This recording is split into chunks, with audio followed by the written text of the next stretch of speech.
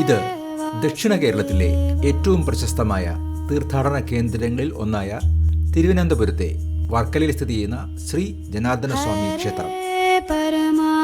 ഇത് ഒരു പുരാതന മഹാവിഷ്ണു ക്ഷേത്രമാണ്.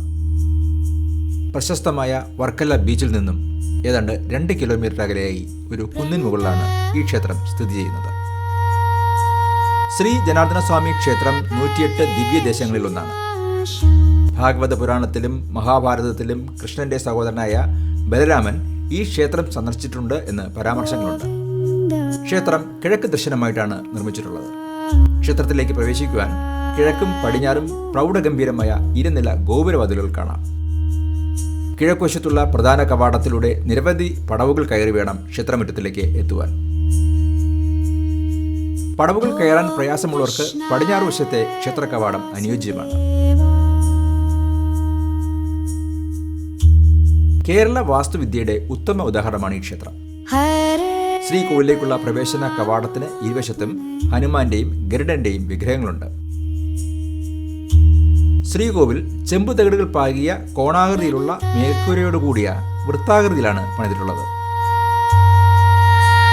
ശ്രീകോവിലിന് മുന്നിൽ മരത്തിൽ തീർത്ത നവഗ്രഹങ്ങളുടെ കൊത്തുപണികളുള്ള ചതുരാകൃതിയിലുള്ള മണ്ഡപവും കാണാം. ശ്രീകോവിലിൽ പ്രവേശിക്കുമ്പോൾ കുനിഞ്ഞു നോക്കിയാൽ മാത്രമേ ജനാർദ്ദന സ്വാമിയുടെ ദിവ്യരൂപം കാണുവാൻ സാധിക്കുകയുള്ളൂ. ശ്രീകോവിലിന്റെ മുന്നിലെത്തിയാലേ ഭഗവാന്റെ പൂർണ്ണരൂപം ദൃശ്യമാവുകയുള്ളൂ. തിരുനടയിലെത്തുമ്പോൾ കിഴക്കോട്ട് ദർശനമായി നിൽക്കുന്ന രൂപത്തിൽ ചതുർബാഹിയായ ഭഗവത് വിഗ്രഹം ദൃശ്യമാകും. ഭഗവാന്റെ മുകളിലത്തെ വലത് കൈയിൽ ചക്രവും ഇടത്തെ കൈയിൽ ശംഖും താഴത്തെ ഇടത് കൈയിൽ ഗദയും വലത് കൈയിൽ ആചമനം ചെയ്യുന്നതായ കലശവും കാണപ്പെടുന്നു. വലത് കൈപ്പത്തി എപ്പോഴും നനഞ്ഞിരിക്കുമെന്നും കൈ കാലക്രമേണ വായിലേക്ക് നീങ്ങിക്കൊണ്ടിരിക്കുകയാണെന്നും വായിലേക്ക് കൈ എത്തുമ്പോൾ ലോകം മുഴുവൻ ഒരു പ്രളയത്തിൽ മുങ്ങിപ്പോകുമെന്നും വിശ്വസിക്കപ്പെടുന്നു.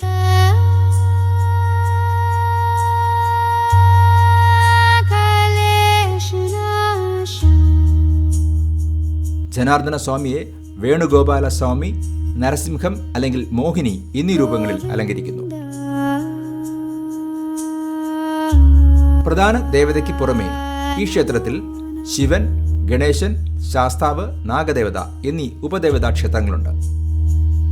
ഈ ക്ഷേത്രത്തെക്കുറിച്ച് നിരവധി കഥകളും ഐതിഹ്യങ്ങളും നിലവിലുണ്ട്. ആദിശേഷന്റെ അവതാരമായ ബലരാമൻ ഇവിടെ ജനാർദ്ദനെ ആരാധിച്ചിരുന്നുവെന്നും കാലക്രമേണ ക്ഷേത്രം ജീർണിച്ച് കടലെടുക്കുകയും വിഗ്രഹം കടലിന്റെ ആഴത്തിലേക്ക് താഴ്ന്നു പോവുകയും ചെയ്തു എന്നും ഒരു ഐതിഹ്യം പറയുന്നു. മറ്റൊരു ഐതിഹ്യം പറയുന്നത് ഒരിക്കൽ ഒരു പാണ്ഡ്യ രാജാവ് തന്നെ ബാധിച്ച ദുഷ്ടാത്മാക്കളിൽ നിന്ന് മോചനം തേടി തീർത്ഥാടനത്തിന് ഇറങ്ങി തീർത്ഥാടന മധ്യേ വർക്കലയിലെത്തുകയും ക്ഷീണിതനായ അദ്ദേഹം അന്ന് രാത്രി അവിടെ ചെലവഴിക്കുവാൻ തീരുമാനിക്കുകയും ചെയ്തു. രാത്രി മയക്കത്തിൽ അദ്ദേഹത്തിന് ഒരു സ്വപ്ന ദർശനമുണ്ടായി.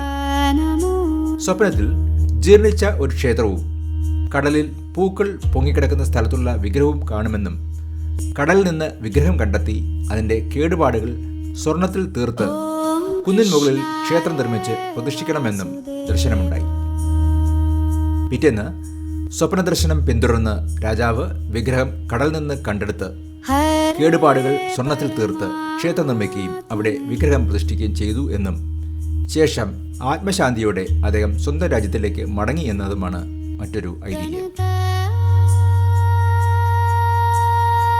ക്ഷേത്രോത്പത്തിയെക്കുറിച്ച് സമാനമായ മറ്റ് ഐതിഹ്യങ്ങളും നിലവിലുണ്ട്. ഒരിക്കൽ ബ്രഹ്മാവ് ഒരു യജ്ഞം നടത്തുവാനായി ഭൂമിയിൽ കടലിനടുത്തുള്ള ശാന്തവും മനോഹരവുമായ ഒരു സ്ഥലം തിരഞ്ഞെടുത്തു. അത് ഇന്നത്തെ വർക്കല സ്ഥിതി ചെയ്യുന്ന പ്രദേശമായിരുന്നു. ബ്രഹ്മാവ് യജ്ഞത്തിൽ മുഴുകിയതിനാൽ അദ്ദേഹത്തിന്റെ കർത്തവ്യമായ സൃഷ്ടിയുടെ കാര്യം മറന്നു. ഇതിൽ വിഷമിച്ച ദേവന്മാർ വിഷ്ണുവിനോട് സഹായം അഭ്യർത്ഥിച്ചു. ഒരു വൃദ്ധ ബ്രാഹ്മണനായി വിഷ്ണു യജ്ഞസ്ഥലത്തെത്തി. യജ്ഞത്തിൽ ബ്രഹ്മാവിനെ സഹായിച്ചുകൊണ്ടിരുന്ന ബ്രാഹ്മണർ വൃദ്ധനെ സ്വീകരിച്ച് ഭക്ഷണം നൽകി. എന്നാൽ ആ വൃദ്ധ ബ്രാഹ്മണൻ അവിടെ തയ്യാറാക്കിയ ഭക്ഷണമെല്ലാം അനായാസം കഴിക്കുവാൻ തുടങ്ങി. വൃദ്ധൻ സാധാരണക്കാരനല്ലെന്ന് സംശയിച്ച ബ്രാഹ്മണർ ബ്രഹ്മാവിനെ വിവരം ധരിപ്പിച്ചു. ബ്രഹ്മാവിന് ആ വൃദ്ധ ബ്രാഹ്മണനെ കണ്ടപ്പോൾ തന്നെ അത് മറ്റാരുമല്ല, സാക്ഷാൽ മഹാവിഷ്ണു തന്നെയാണെന്ന് മനസ്സിലായി. ആ സമയം മഹാവിഷ്ണു കയ്യിൽ വെള്ളമെടുത്ത് ആഭോജനം എന്ന വാക്കുച്ചരിച്ച് ആചമനം ചെയ്യുവാൻ പോവുകയായിരുന്നു. ഇത് കണ്ട ബ്രഹ്മാവ് വിഷ്ണുവിനോട് അങ്ങ് അപ്രകാരം ചെയ്താൽ ലോകം മുഴുവൻ പ്രളയജലത്തിൽ മുങ്ങിപ്പോകുമെന്ന് പറഞ്ഞുകൊണ്ട് അദ്ദേഹത്തെ ആ പ്രവൃത്തിയിൽ നിന്നും പിന്തിരിപ്പിച്ചു. വിഷ്ണു തന്റെ വിശ്വരൂപത്തിൽ ദർശനം നൽകി യജ്ഞം പൂർത്തിയാക്കി സൃഷ്ടി പുനരാരംഭിക്കുവാൻ ഭഗവാൻ വിഷ്ണു ബ്രഹ്മാവിനോട് ആവശ്യപ്പെട്ടു. ജനാർദ്ദനായി എന്നേക്കുമായി അവിടെ തന്നെ തുടരുവാനും തന്നെ ആരാധിക്കുന്നവർക്ക് മുക്തി നൽകുവാനും അദ്ദേഹം വിഷ്ണുവിനോട് അഭ്യർത്ഥിച്ചു. ദേവന്മാർ ജനാർദ്ദന് ഒരു ക്ഷേത്രം പണിതു. അങ്ങനെ ആ സ്ഥലം ജനാർദ്ദനപുരം എന്നറിയപ്പെട്ടു.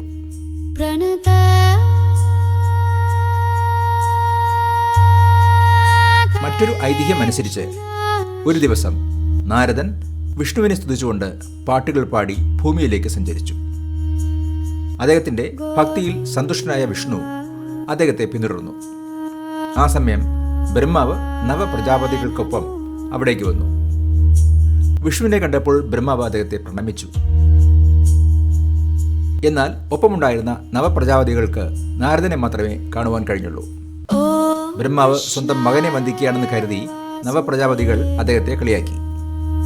അപ്പോൾ യഥാർത്ഥത്തിൽ എന്താണ് സംഭവിച്ചതെന്ന് ബ്രഹ്മാവ് അവരെ ധരിപ്പിച്ചു. നവപ്രജാപതികൾ അവരുടെ അഹങ്കാരത്തിൽ ലജ്ജിച്ചു. ഈ പാപത്തിൽ നിന്ന് മുക്തി നേടുവാൻ തപസ് ചെയ്യുവാനായി അനുയോജ്യമായ സ്ഥലം നിർദ്ദേശിക്കുവാൻ അവർ നാരദനോട് ആവശ്യപ്പെട്ടു. നാരദൻ തന്റെ മരത്തോൽ കൊണ്ട് നിർമ്മിച്ച മേൽവസ്ത്രമായ വൽക്കലം എറിഞ്ഞു. വൽക്കലം പതിച്ച സ്ഥലത്ത് നവപ്രജാപതികൾ തപസ് അനുഷ്ഠിച്ചു. നവപ്രജാപതികൾ വിഷ്ണുവിനോട് അവിടെ ഒരു തീർത്ഥം നിർമ്മിക്കുവാൻ അഭ്യർത്ഥിച്ചു. വിഷ്ണു സുദർശന ചക്രം അയച്ച് ഒരു തീർത്ഥം സൃഷ്ടിച്ചു. അതാണ് ഇന്നത്തെ തീർത്ഥക്കുളം എന്ന് വിശ്വസിക്കപ്പെടുന്നു. ക്ഷേത്രത്തിന്റെ തെക്ക് ഭാഗത്ത് 1757 നിർമ്മിച്ചതായി കരുതപ്പെടുന്ന 2 ഡച്ച് മണികൾ കിട്ടിയിരിക്കുന്നു. അവയെക്കുറിച്ചും ഒരു കഥയുണ്ട്. ഒരിക്കൽ ഒരു ഡച്ച് കപ്പൽ ഇതുവഴി കടന്നു പോവുകയായിരുന്നു. പെട്ടെന്ന് എല്ലാ ശ്രമങ്ങളും നടത്തിയിട്ട് കപ്പലിന് മുന്നോട്ട് നീങ്ങുവാൻ കഴിഞ്ഞില്ല. അപ്പോൾ ക്യാപ്റ്റൻ ക്ഷേത്രത്തിൽ നിന്നും ഒരു മണിനാദം കേട്ടു എന്നും ക്ഷേത്രത്തിന് വഴിപാടായി മണി സമർപ്പിക്കാമെന്ന് പ്രാർത്ഥിക്കുകയും അതനുസരിച്ച് ക്യാപ്റ്റനും സഹായിയും കരയിലെത്തി ക്ഷേത്രത്തിൽ മണികൾ സമർപ്പിച്ചു എന്നും തുടർന്ന് കപ്പലിന്റെ പ്രയാണം തുടരുവാൻ സാധിച്ചു എന്നും പറയപ്പെടുന്നു. പീറ്റർ വോൺ ബെൽസൺ, മിഷേൽ എവറാൾഡ് എന്നിങ്ങനെ പേരുകൾ മണിയിൽ ആലേഖനം ചെയ്തിരിക്കുന്നു. 17-ാം നൂറ്റാണ്ടിൽ ഈ പ്രദേശം ഭരിച്ചിരുന്ന ഉമയമ്മ റാണി ക്ഷേത്ര നവീകരണം നടത്തിയതായി രേഖപ്പെടുത്തിയിട്ടുള്ള ഒരു പുരാതന ലിഖിതം ക്ഷേത്ര പരിസരത്ത് നിന്ന് കണ്ടെത്തിയിട്ടുണ്ട്. ക്ഷേത്രത്തിന് മുന്നിലുള്ള മണ്ഡപത്തിന്റെ അടിഭാഗത്ത് ഇത് സ്ഥാപിച്ചിരിക്കുന്നു. ഏകദേശം 2000 വർഷത്തിലേറെ പഴക്കമുള്ള ഈ പുരാതന ക്ഷേത്രം ചരിത്രത്തിൻ്റെയും ആത്മീയതയുടെയും ഒരു സങ്കേതമാണ്. പരേതാത്മാക്കളുടെ മോക്ഷപ്രാപ്തിക്ക് വേണ്ടിയുള്ള പൂജാതി കർമ്മങ്ങൾക്കായി ധാരാളം തീർത്ഥാടകർ ദിനംപ്രതി ഇവിടെ എത്തുന്നു. പൂർവികർക്ക് പ്രണാമം അർപ്പിക്കുന്നത് പോലുള്ള പിതൃദോഷ പൂജ ഈ ക്ഷേത്രത്തിലെ ഒരു പ്രധാന ആചാരമാണ്. ഇക്കാരണത്താൽ ആയിരിക്കാം ജനാർദ്ദനെ പിതൃമോക്ഷകൻ എന്നും വിളിക്കുന്നു.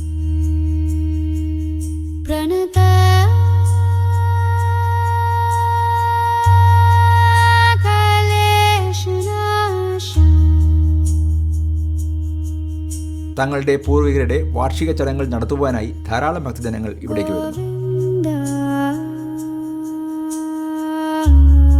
നവപ്രജാപതികളുടെ ശാപം നീങ്ങിയതിനാലാണ് ഇവിടത്തെ കടൽത്തീരത്തിന് പാപനാശം എന്ന പേര് വന്നത് എന്ന് വിശ്വസിക്കപ്പെടുന്നു. പാപനാശം തീരത്ത് സ്നാനം ചെയ്ത് ക്ഷേത്രത്തിൽ ദർശനം നടത്തുന്നത് പാപപരിഹാരത്തിന് ഉപകരിക്കുമെന്ന് വിശ്വസിക്കുന്നു. അതിനാൽ തന്നെ വർക്കല ക്ഷേത്രം ദക്ഷിണ കാശി എന്നും ദക്ഷിണ ഗയ എന്നും അറിയപ്പെടുന്നു. മുക്തിക്കും പിതൃദോഷ പരിഹാരത്തിനും പൂർവികർക്ക് കർമ്മങ്ങൾ ചെയ്യുന്നതിനും മോക്ഷത്തിനായി പ്രാർത്ഥിക്കുന്നതിനും ദിനംപ്രതി ധാരാളം ഭക്തർ ഈ ക്ഷേത്രത്തിലേക്ക് എത്തുന്നു. പാപനാശം തീരത്ത് ബലിയിട്ട് ജനാർദ്ദന സ്വാമിയെ കണ്ട് മടങ്ങുന്നതാണ് ഇവിടുത്തെ പതിവ്. എല്ലാ വർഷവും മലയാള മാസമായ മീനത്തിൽ ജനാർദ്ദന സ്വാമി ക്ഷേത്രത്തിൽ 10 ദിവസം നീണ്ടു നിൽക്കുന്ന ആറാട്ട് ഉത്സവം ആഘോഷിക്കുന്നു. ഈ ഉത്സവത്തിന് പുറമെ രാമനവമി, അഷ്ടമി രോഹിണി, നരസിംഹ ജയന്തി, കർക്കിടവാവ്, വൈകുണ്ഠ ഏകാദശി എന്നിവയും ക്ഷേത്രത്തിൽ ആഘോഷിക്കുന്നു. ജനാർദ്ദന സ്വാമി ക്ഷേത്രം രാവിലെ 4 മണി മുതൽ ഉച്ചയ്ക്ക് 12 വരെയും വൈകിട്ട് 5 മണി മുതൽ രാത്രി 8 വരെയും തുറന്നിരിക്കും. തിരുവനന്തപുരത്ത് നിന്ന് ഏകദേശം 43 കിലോമീറ്റർ അകലെയായിട്ടാണ് വർക്കല ജനാർദ്ദന സ്വാമി ക്ഷേത്രം സ്ഥിതി ചെയ്യുന്നത്. ഏറ്റവും അടുത്തുള്ള റെയിൽവേ സ്റ്റേഷൻ ക്ഷേത്രത്തിൽ നിന്ന് 3 കിലോമീറ്റർ അകലെയുള്ള വർക്കല റെയിൽവേ സ്റ്റേഷനാണ്. ഏറ്റവും അടുത്തുള്ള വിമാനത്താവളം തിരുവനന്തപുരം അന്താരാഷ്ട്ര വിമാനത്താവളമാണ്. ജനാർദ്ദനപുരം അല്ലെങ്കിൽ ഉദയമാർത്താണ്ഡപുരം അല്ലെങ്കിൽ ബലിത് എന്നും അറിയപ്പെടുന്ന വർക്കലയിൽ സ്ഥിതി ചെയ്യുന്ന വിശുദ്ധതയും ഐതിഹ്യവും ഇടകലർന്ന ശ്രീ ജനാർദ്ദന സ്വാമി ക്ഷേത്രം ആത്മീയ അന്വേഷണത്തിനും പിതൃമോക്ഷത്തിനും പേരുകെട്ട ദക്ഷിണ കാശി എന്നറിയപ്പെടുന്ന ഈ പുരാതന ക്ഷേത്രം എല്ലാ ഭക്തരും ജീവിതത്തിൽ ഒരിക്കലെങ്കിലും സന്ദർശിക്കേണ്ട സ്ഥാനമാണ്.